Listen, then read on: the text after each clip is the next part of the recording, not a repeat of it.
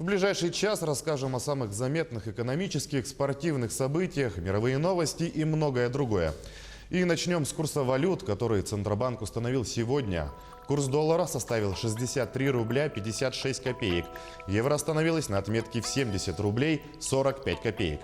Касаемо обмена доллара, в Якутске по обеим позициям лидирует Восточный банк. Покупает за 63 рубля 18 копеек, а продает за 63 рубля 63 копейки. Евро выгоднее всего покупает и продает тот же Восточный банк.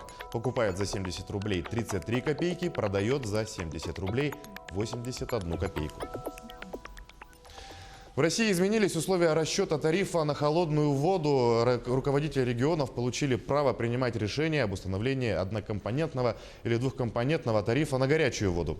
Соответствующее постановление правительства вступило в силу сегодня. В документе сказано, что в случае установления однокомпонентного тарифа он устанавливается органом регулирования в расчете на 1 кубический метр горячей воды.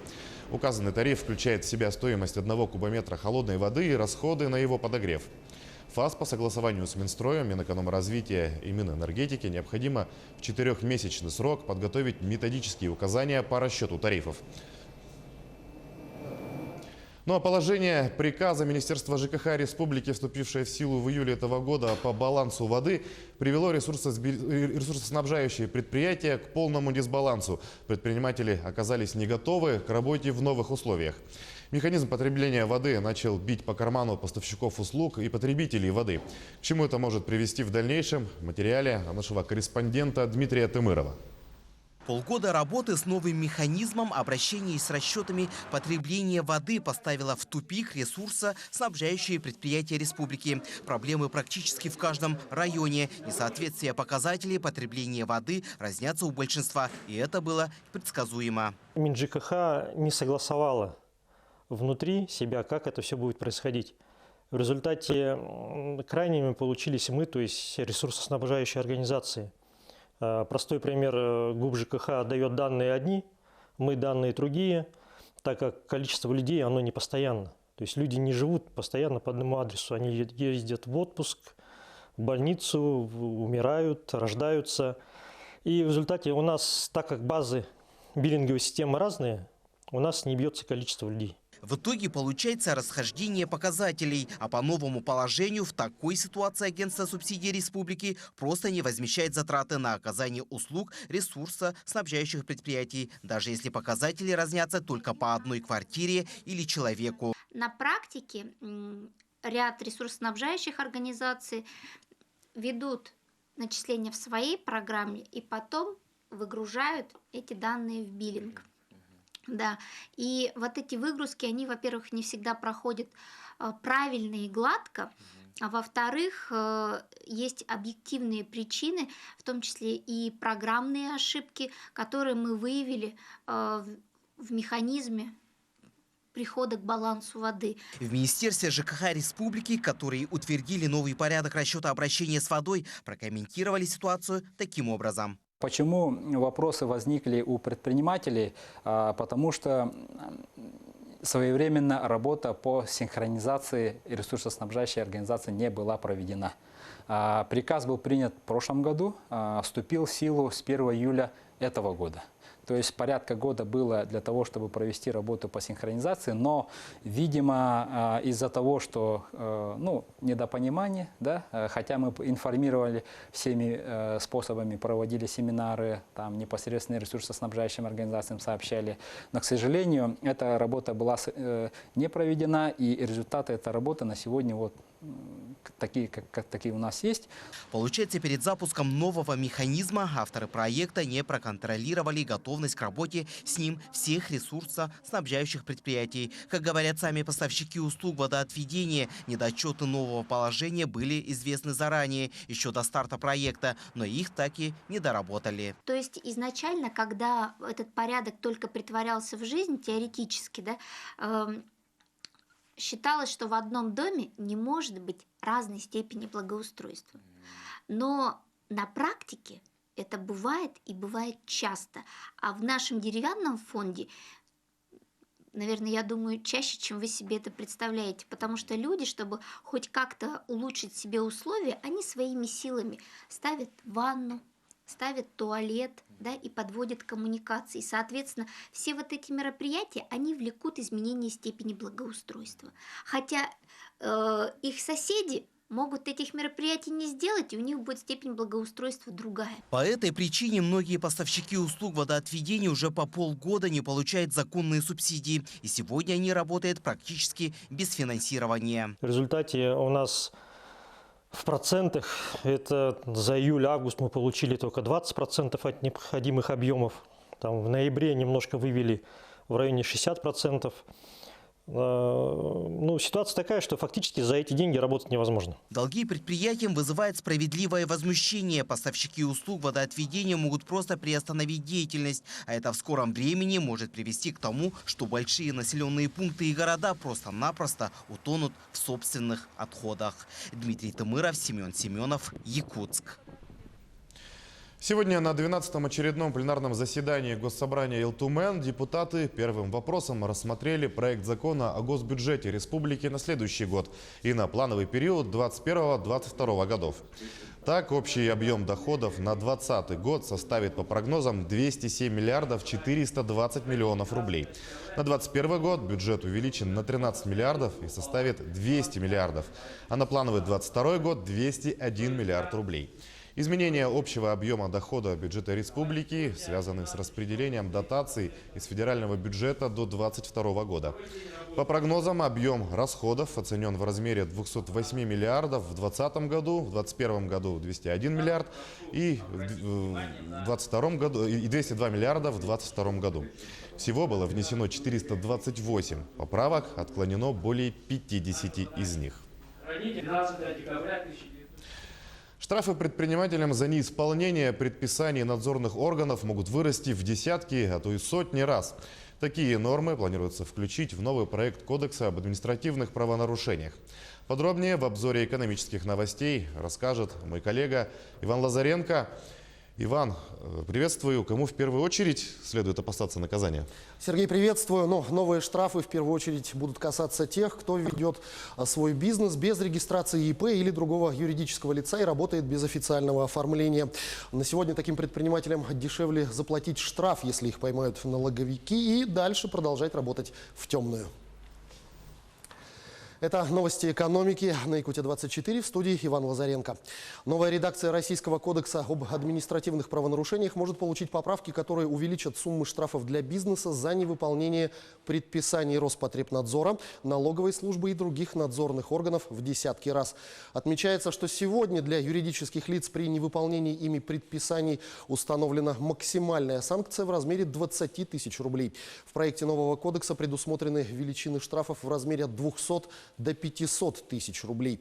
При этом повторное невыполнение предписаний может повлечь наложение штрафа в размере до 2 миллионов рублей.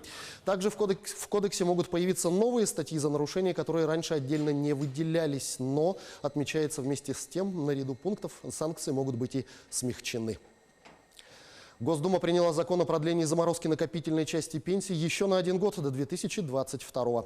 Ранее предполагалось, что норма будет работать до 2021 года. Накопительную часть пенсии россиян заморозили в 2014 году. Все взносы, которые работодатель переводит за сотрудников в пенсионный фонд, пошли в страховую часть. Власти обещали, что это временная мера, но после мораторий продлевали несколько раз. В декабре 2018 года президент России Владимир Путин подписал закон, который продлил заморозку до 2021 года. За 4 года моратория российский бюджет сэкономил 2 триллиона рублей.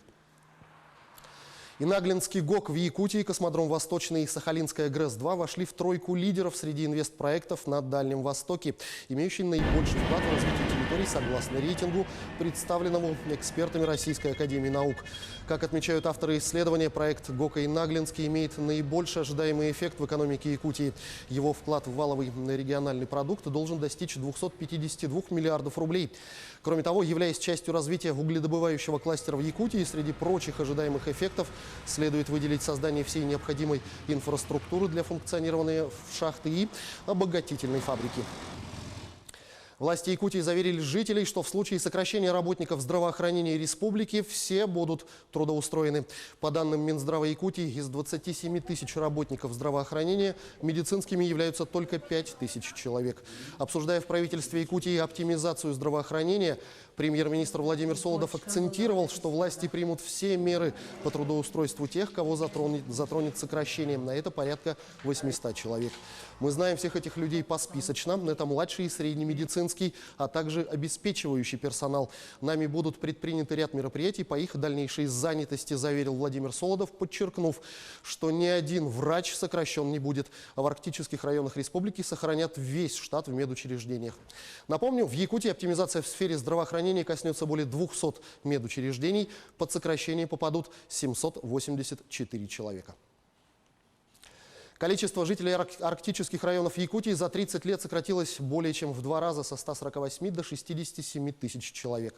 По мнению главы республики Айсена Николаева, для решения проблем нужны неординарные меры, а не точечные мероприятия. Почти 20% жителей арктической зоны Якутии живут за чертой бедности.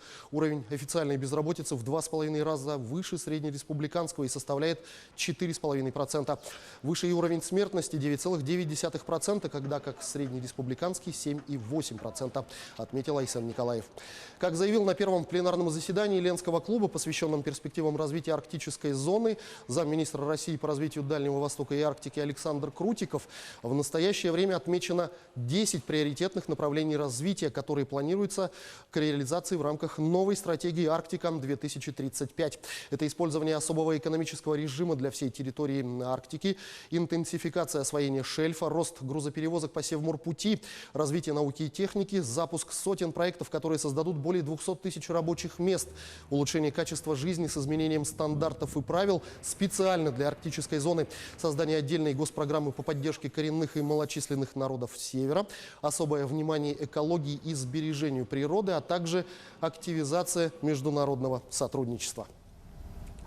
На этом у меня пока все. Оставайтесь в курсе экономических событий на Якутия-24.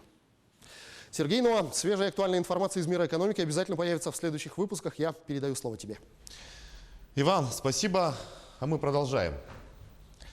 Сегодня, в День Конституции Российской Федерации, специалисты пенсионного ведомства примут участие в общероссийском дне приема граждан.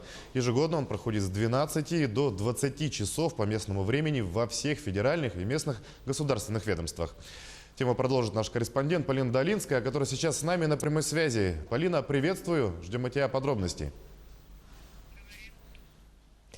Здравствуй, Сергей. Именно сейчас мы находимся в Пенсионном фонде России, где в рамках Дня Конституции проходит общероссийский день приема граждан. Сегодня с 12 до 8 вечера граждане республики могут обратиться в любой из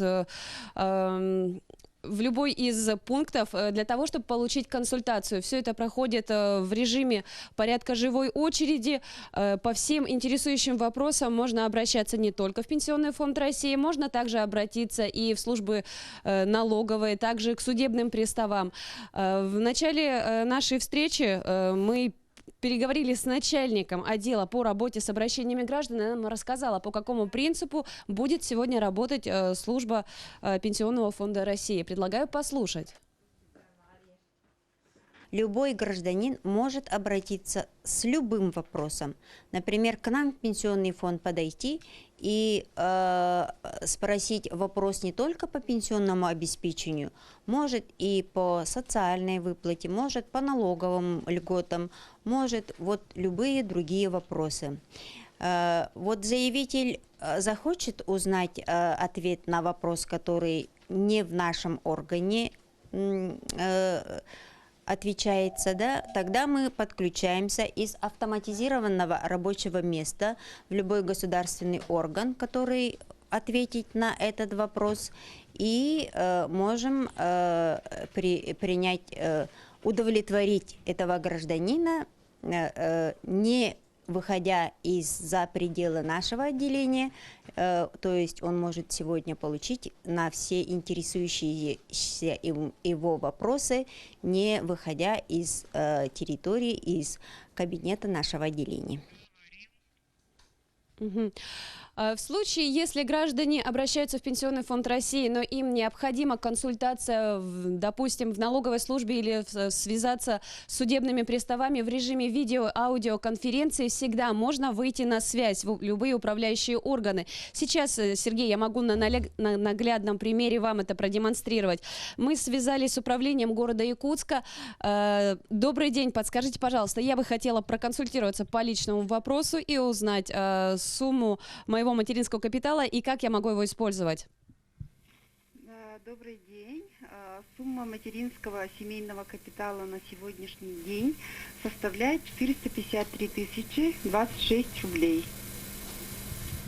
Большое вам спасибо. То есть по такому принципу именно в одном месте можно сегодня получить консультацию и удовлетворить запросы любых граждан.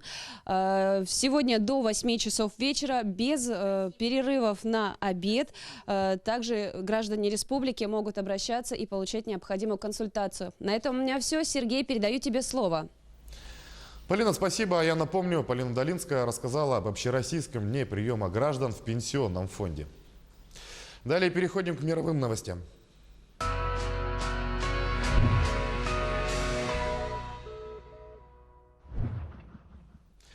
В аэропортах Дубая с января перестанут использовать одноразовый пластик. Кафе, рестораны и магазины готовятся заменить посуду и упаковку на более экологичную. Подробнее расскажет Татьяна Гамозова. Дубай готовится ограничить использование пластика в обоих своих международных аэропортах. Кафе, рестораны и ритейлеры, чьи магазины расположены в терминалах, уже пообещали, что с 1 января они откажутся от одноразовой посуды, полиэтиленовых пакетов, питьевых соломинок и крышек для кофейных стаканчиков. Они либо исчезнут, либо станут бамбуковыми или из других органических материалов. Юджин Барри, вице-президент Международного аэропорта Дубая, говорит, что речь идет о миллионах подобных предметов в год. По всему аэропорту у нас более 5500 тонн пластика. Это то, от чего мы можем избавиться.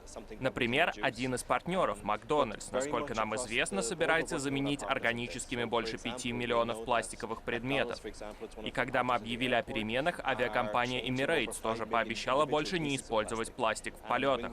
По их словам, они заменят примерно 80 миллионов одноразовых предметов на более экологичные. Это еще не все, добавляет Барри. В год через обе воздушные гавани Дубая проходит 90 миллионов человек. Согласно исследованию, около половины из них уже пользуются в путешествиях собственными бутылками, а не покупают воду. Если увеличить в терминалах количество бесплатных питьевых фонтанчиков, таких людей может стать еще больше, считают в руководстве аэропорта.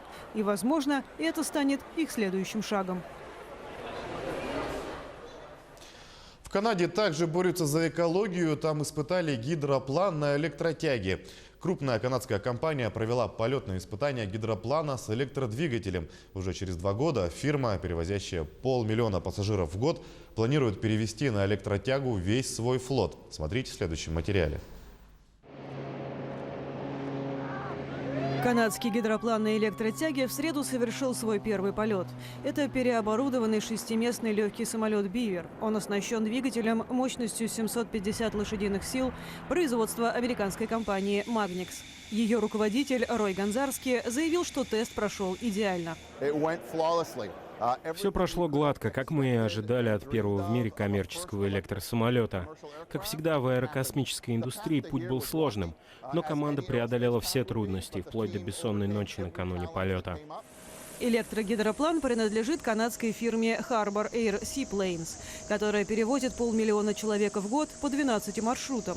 Основатель и глава компании Грег Макдагал сам сел за штурвал во время испытаний. Самолет вел себя прекрасно. Я даже не ожидал так быстро взлететь. Утром был сильный попутный ветер, так что разбег должен был получиться длиннее. Но машина захотела поскорее оторваться от воды. Мне пришлось ее сдерживать, чтобы удержаться на курсе. Теперь обе компании приступают к сертификации двигательной установки и схемы переоборудования. После этого на электротягу переведут весь флот Harbor Air Seaplanes. И уже с 2022 года они надеются начать перевозить пассажиров на электропланах. Полотно австрийского художника Густава Климта «Портрет женщины», считавшийся украденным, нашли в стене галереи современного искусства Ричи Оди в Пьяченце, откуда оно и пропало в 1997 году. По информации итальянского телевидения, садовник музея, очищавший плющ, увидел в перегородке между внешних стен галереи мешок, в котором лежала картина в хорошем состоянии. На данный момент точно неизвестно, действительно ли это оригинал портрета женщины. Картину отдали на экспертизу. Ранее уже было найдено несколько фальшивых полотен Климта. Портрет женщины входил в список самых разыскиваемых произведений искусства. В 1996-м 18-летняя студентка обратила внимание на то, что один женский портрет кисти Климта пропал из поля зрения после 1912 года. Была произведена экспертиза, и выяснилось, что первоначально на полотне «Портрет женщины» могла быть изображена возлюбленная художника Мария Мунк. Однако картину с новой историей посетители музеев уже не смогли увидеть. Полотно украли в феврале 1997-го. В Камбодже прошел фестиваль традиционных змеев, на который собрались участники со всей страны. Древнее искусство создания и запуска кайтов пришло в упадок при красных химерах и сейчас возрождается. Более подробно смотрите в следующем материале. 100 с лишним воздушных змеев поднялись в среду в небо над Камбоджей. Состязания по изготовлению традиционных кайтов проводились в провинции Кохконг в 23-й раз. Праздник организуют власти, поскольку основная его цель – сохранить и передать это искусство грядущим поколениям. Гвоздь программы – конкурс на лучший кайт. Жюри оценивает красоту змея, высоту и стабильность его полета, а также издаваемый им звук. Для этого обшивку снимают, а раму прокручивают отдельно на специальном испытании.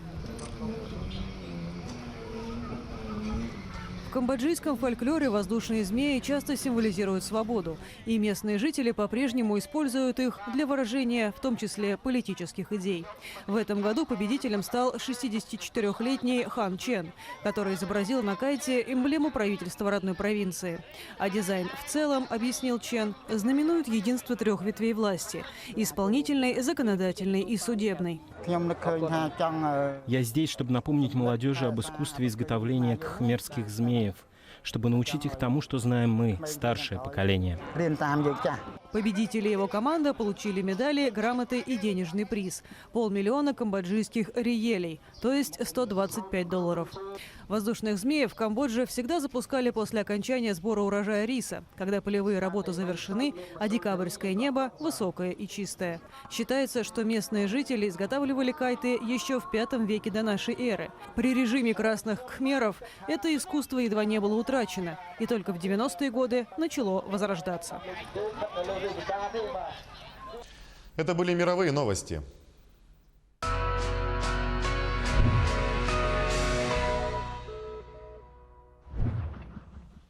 А мы идем далее. Стены укрепят законом, будут введены штрафы для компаний за незаконную перепланировку. Отметим, за это пока наказывают только граждан. Если юридическое лицо незаконно перестроило подвал дома под магазин, то штраф за это не выпишут. В Госдуме решили исправить этот правовой пробел и приняли в первом чтении соответствующий законопроект. Самовольная перепланировка помещений на первых этажах и в подвалах часто приводит к трагичным последствиям, говорится в пояснительной записке. Напомним, что переустройство – это изменение, перенос или установка инженерных сетей, сантехники, труб, электропроводки.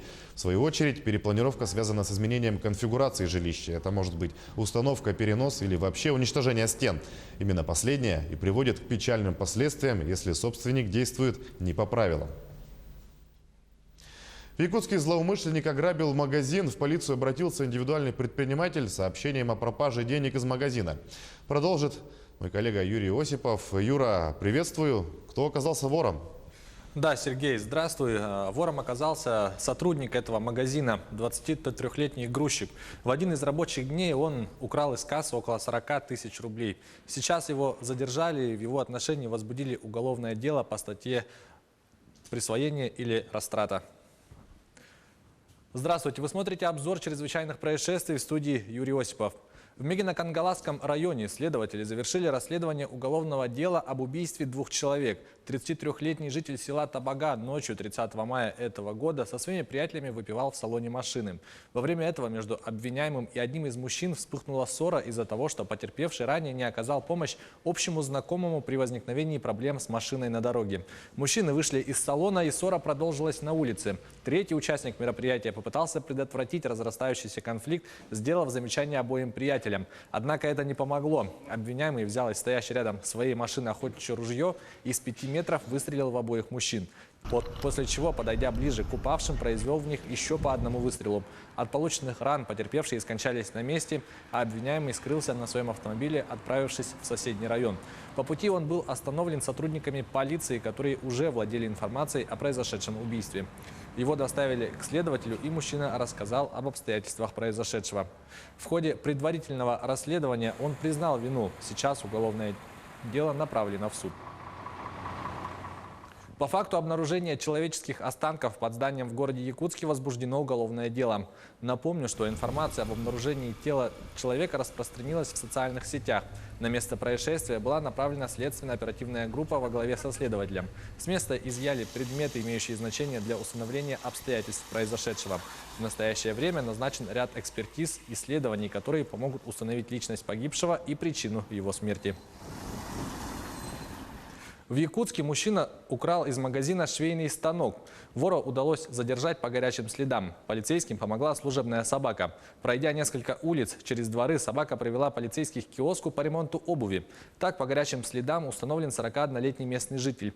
Мужчина шел домой с рынка и по пути решил зайти в один из магазинов, чтобы согреться. Находясь в торговом помещении, злоумышленник незаметно похитил со стеллажа швейный станок, который предназначен для обрезки и обработки деталей кожаных изделий, и сразу сбежал. Чтобы продать украденное, он зашел в пункт по ремонту обуви, чтобы узнать примерную стоимость и применение данного оборудования.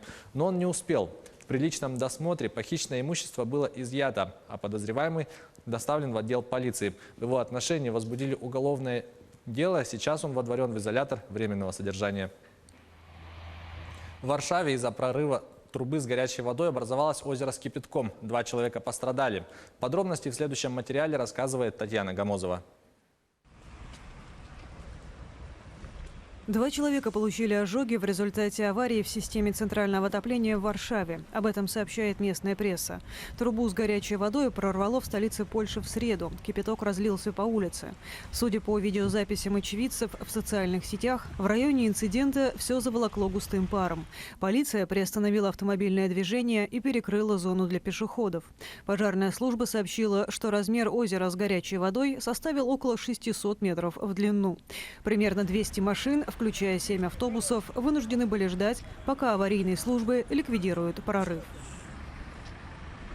Это была рубрика «Чрезвычайные происшествия». Берегите себя и до встречи в эфире.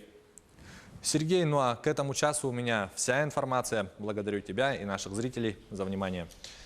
Юрий, спасибо тебе, а мы продолжаем дальше наш выпуск. Процедура освидетельствования инвалидов со следующего года станет еще более прозрачной и понятной. Теперь здесь будут применяться обновленные квалификации и критерии при установлении групп инвалидности как для взрослого населения, так и для детей. Более подробно расскажет наш корреспондент Дмитрий Тымыров. Дима, приветствую. Тебе слово. Сергей, добрый день. С 1 января 2020 года начнет действовать новый порядок квалификации групп инвалидности, разделения их на взрослые и детские. Теперь появились отдельные критерии для определения инвалидности для детей. Необходимость их разработки объясняется тем, что в документах, действовавших до недавнего времени, были пробелы. А для проведения медико-социальной экспертизы в отношении детей нужна была специализированная квалификация ограничений. Новый приказ Минтруда России, который был утвержден в августе этого года, содержится ряд обновлений. Что сейчас вот будет новая классификация, будем более понятийно подходить к установлению инвалидности. Во-первых, разделены некоторые нозологические формы заболевания, нарушение функций, отдельные критерии при первичном освидетельствовании и отдельно при повторном. Во-вторых, критерии разделены на взрослые и детские. В-третьих, в рамках исполнения Конвенции ООН по правам инвалидности к структуре добавлены не только код международной квалификации болезней, но и код классификации функционирования и ограничений жизнедеятельности человека. В приказе заболеваний, вызывающие наибольшую сложность, разделены на группы: эндокринные заболевания, психические расстройства, хромосомные нарушения, заболевания нервной системы и другие. Кроме того, будет расширен и перечень обследований при направлении на медико-социальную экспертизу. В приказ, утвержденный Минтрудом и Минздравом России, будет включено больше патологий. Появились перечень заболеваний, дефектов, необратимых морфологических изменений, нарушений функций органов и системы организма, при которых группа инвалидности и категории «ребенок-инвалид» устанавливается бессрочно. Мы провели вот сейчас в декаду инвалидов встречи с общественными организациями. Всех их ознакомили, наша общественная организация инвалидов, ознакомили их с этим приказом. Собирали врачебные комиссии, медицинскую общественность, медицинские организации. Им тоже представили данную классификацию, потому как при направлении на МСЭ необходимо учитывать эту классификацию уже начиная с 1 января. Также утвержден перечень заочных освидетельствований, когда его проводят без присутствия самого человека, а решение принимается на основании сведений, указанных в медицинской документации. Заочное освидетельствование возможно и в том случае, когда гражданин проживает в отдаленном населенном пункте. Отметим, только за 2018 год через Главное бюро медико-социальной экспертизы прошли более 23 тысяч человек. Специалисты бюро МСЭК надеются, что новые поправки в закон упростят процедуру прохождения комиссии и помогут ускорить процесс работы с населением. Сергей, на это у меня все. Дима, спасибо. Дмитрий Тымыров рассказал о нововведениях в восстановлении групп инвалидности. С мая этого года в Нерюнгринской районной больнице ведут капитальный ремонт детского учреждения. В рамках региональной программы социального развития Центров экономического роста Якутии на эти цели направили более 100 миллионов рублей. Как скоро маленькие пациенты смогут получить помощь в обновленном здании, узнавал Сергей Козюра. В отличие от программы переселения, которая с блеском в кавычках была реализована в нашем районе, здесь все идет по принципу «сказано, сделано». Тьфу-тьфу-тьфу, ну, во всяком случае, пока. Как мы видим, работа бурлит и кипит. На сегодняшний день в поликлинике уже закончен ремонт фасада и входных групп. Заменены окна, системы горячего и холодного водоснабжения, водоотведения, вентиляции. Появились новые пандусы для маломобильных групп населения, инвалидов и посетителей с колясками. Ведутся отделочные работы блока «Б». Как утверждает подрядчик, работы будут закончены в срок. По контракту должны закончить весь объем к декабрю 2020 года. Так что к 2020 году мы вложимся, да, успеваем сделать. Единственное, вот этот блок у нас начало было немного затянуто по срокам, по проектной документации, в связи с перепланировками и так далее и тому подобное. Получилась небольшая задержка. Но мы в марте месяце 2020 года уже сдадим этот блок полностью, переселим и до конца года тот блок сделаем. Пока полным ходом идут отделочные работы в блоке «Б», в блоке «А» ведут прием специалисты согласно штатному расписанию. Кроме капитального ремонта предусмотрена замена старого медицинского оборудования и приобретение новых диагностических аппаратов. Уже приобретается оборудование для кабинета лор-врача в виде лор-комбайна. Также у нас приобретено офтальмологическое оборудование для врача-офтальмолога. И планируется еще закупка эндоскопического оборудования и оборудование для кинезитерапии в виде тренажеров и для проведения лечебных физкультур. По окончанию ремонта, а это декабрь 2020 года, нахождение в поликлинике станет максимально удобным благодаря организации комфортных зон пребывания для родителей и игровых зон для детей. Сергей Козюра, Вадим Барашков, Нерюнгри. Переходим к спортивным новостям. Генеральный секретарь Всероссийской Федерации волейбола Александр Еременко заявил, что считает претензии членов ВАДА к российским спортсменам несправедливыми. Он сказал об этом, общаясь с журналистами на полях национальной независимой премии «Бизнес-достижений в спорте» в Москве. Это несправедливо, несмотря на то, что российские спортсмены могут выступать под нейтральными цветами.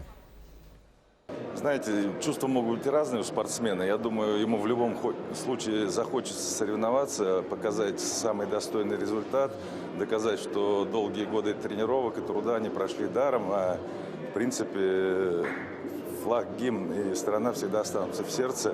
И у спортсменов, я думаю, всегда будет и надежда, и уверенность, что и весь мир, и страна будет знать, какой-то спортсмен, откуда, что он россиянин. Поэтому я думаю, что каждый спортсмен захочет соревноваться и доказать, что он действительно работал не зря. В эти выходные в Якутске состоится открытый турнир по волейболу среди мужских команд на призы отличника физкультуры и спорта СССР, отличника просвещения РСФСР, ветерана труда и спорта Виктора Цыбиковича Надмитова. Соревнования пройдут в рамках юбилейных мероприятий в честь 105-летия Якутского педагогического колледжа. В спор за золотые медали турнира вступят 5 лучших команд республики и приглашенная команда сборной Бурятского государственного университета. Якутию представят команды Якутск, Амга, Чурапча, Олимп и сборная республики. Игры пройдут в течение 3 дней на 2 спортивных площадках спортивного комплекса «Мадун» и «Стерх». Тем временем футболисты ЦСКА готовятся к ответному матчу с испанским клубом «Эспаньол». Накануне главный тренер ЦСКА Виктор Гончаренко пообщался с журналистами. Он отметил, что соперники технически и тактически очень обучены. Впрочем, тренер армейцев добавил, что ему нравится настрой своей команды. В свою очередь, главный тренер «Эспаньола» Пабло Мачин подчеркнул, что ЦСКА – это самый сложный соперник из тех, что есть. Это может привлечь немного внимания, но для меня это самый сложный соперник из тех, что у нас был. Я думаю, что у них здесь гораздо больше потенциала, чем говорят конечные результаты. Это правда, что это может быть очень молодая команда, и, возможно, именно поэтому они были немного более уязвимы. Но я думаю, что у них хорошие данные и большой потенциал, который наверняка будет замечен в других матчах. Двукратный чемпион Европы и России Василий Егоров выставил свои боксерские перчатки на аукционе благотворительного проекта «СОС. Дети Якутии». В этих перчатках Василий Егоров вышел на ринг на чемпионате мира по боксу в Катаре в 2015 году. На этих соревнованиях якутский спортсмен стал серебряным призером. Начальная ставка составила 500 рублей. Сейчас за перчатки, подписанные спортсменом, предлагают 15 тысяч. Аукцион еще продолжается. Вырученные средства будут направлены семьям тяжелобольных детей, которые нуждаются в реабилитации или лечении. Настоящим якутским триумфом завершился первый этап Кубка Анны Багалии в городе Мурманске. Он проходил в столице Заполярья с 5 по 7 декабря.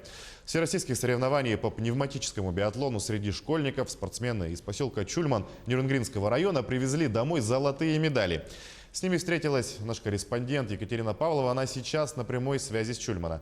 Екатерина, здравствуй, ждем от тебя подробностей. Данные спортивные соревнования являются аналогом этапа Кубка мира, где сумма подсчитанных баллов насчитывается по всем этапам. В программе соревнований было 3 гонки. Чистую стрельбу и быстрый ход на лыжне продемонстрировали юные якутские биатлонисты. 2 золотых и 1 серебряную медаль привезла спортсменка из поселка Чульман Ксения Янополец. Группа 2009-2010 годов рождения. Кстати, Ксения впервые участвовала в соревнованиях такого уровня и дебютировала с большим успехом. Ксения сейчас находится рядом с нами. Здравствуй, Ксения, поздравляем тебя с победой. Расскажи, пожалуйста, об этапах соревнований и какие баллы были набраны. Я ездила на Кубок Анны Багалии. Там проходило 3 гонки. В первый день я бежала индивидуальную гонку, и шел очень сильный снег.